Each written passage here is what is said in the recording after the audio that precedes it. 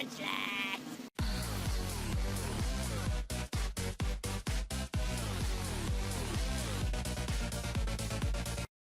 What's going on, guys? You're chilling with Trainer Zabza, and today I've got a battle for you with my original OG OU team.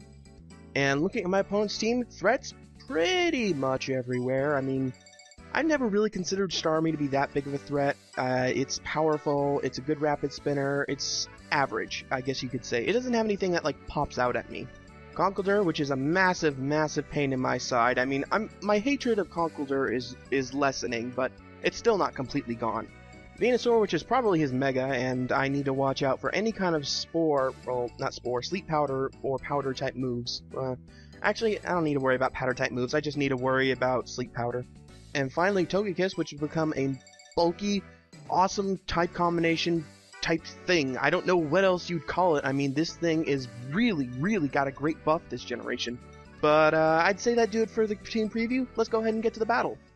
My opponent today is Benwozza, who we set this battle through my stream. If you'd leave a link down in the description, or in the comments below, man, I'd be happy to put it in the description.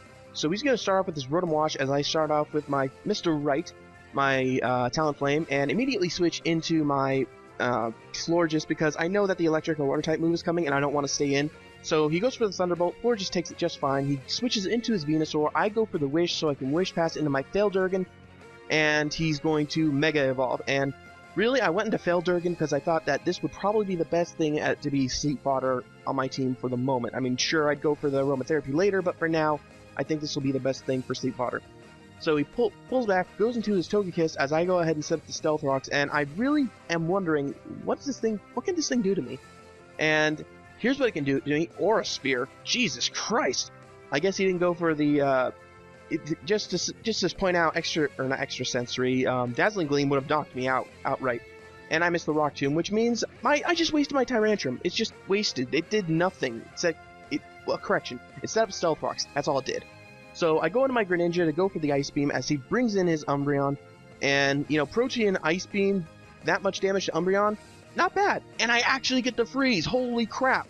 I mean, you know, I'm not an advocate for hacks. I don't like it when it happens to me. I don't like it when it happens to my opponent. So I go for the Hydro Pump to give him a chance to thaw out, but he's not going to be able to get a chance to actually get to thaw out at this rate. So he finally does, as I switch into my Aegis Slash, goes for the Toxic, doesn't affect me, goes for the Protect as I go for the Sacred Sword, and I'm guessing he did that just to lure me out into my attack form, or attack stance. So I'm going to go for the King Shield to get back to my shield form, because I cannot take a foul play from this thing. I absolutely cannot. So he goes for the Wish, and I go for the King Shield again, predicting him to go for the foul play. However, he shows me the Dark Pulse, which is a very interesting alternative. I mean, maybe, I don't know if Dark Pulse would be the best thing to go with, but it's definitely interesting. I'll say that at least.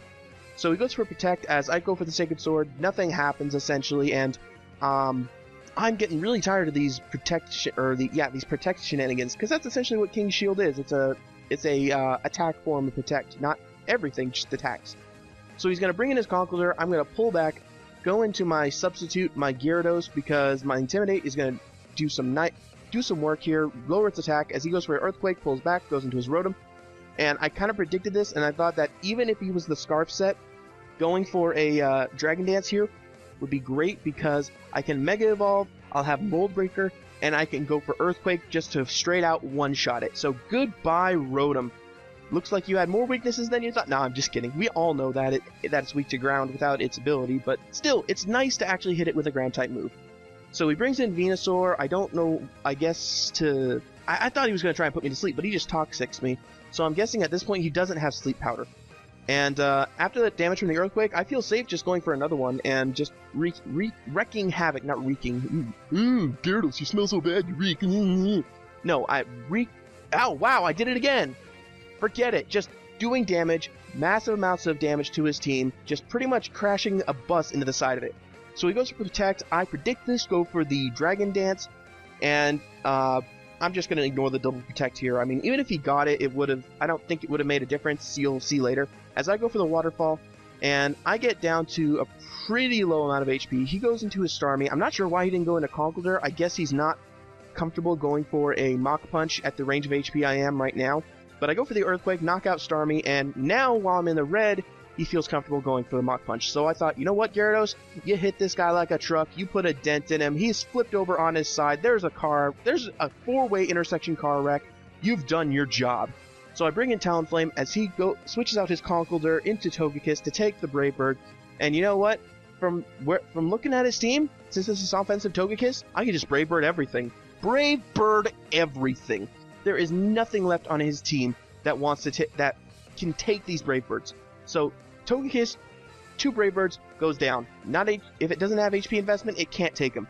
Conkeldurr comes in, 1 Brave Bird, definitely going to be enough to knock it out. I've done this before. I've faced this situation in Showdown, and crit did not matter. Even if it was max defense, it was just completely gone.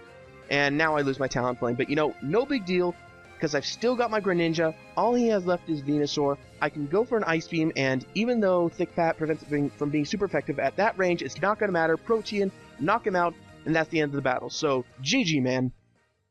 On to the talk of the day. Today's talk of the day, I'm thinking I'm going to make it official. I don't know 100% sure yet, but I'm pretty sure this is what I'm going to end up doing. I'm going to switch over to Twitter for my main, PMing system. Like, you know, the YouTube inbox has been hidden now. It's taken that option off of YouTube, and I'm assuming that's to encourage, quote-unquote, encourage people to use Google+, which I am not going to use Google+. I mean, it's bad enough I have to rely on it for the comments, but I'm just not going to use it for personal messages or PMs and stuff for YouTube, so screw that. If you guys want to send me a personal message, send me a message by Twitter. I have the notifications set to my phone, so unless I'm asleep, I will get the notification right away. Guys, this doesn't mean spam my Twitter. It just means if you have something you want to say to me in a PM, go ahead and say it on Twitter. So that's it from me. I hope you guys all enjoyed that video, and I will see you next time. Be sure to check out the artists that make these videos possible, guys. Also, like and subscribe if you happen to like the video. Or if you'd like some help recording your X and Y battles, shoot me a PM on YouTube or Skype, and I'll get back to you.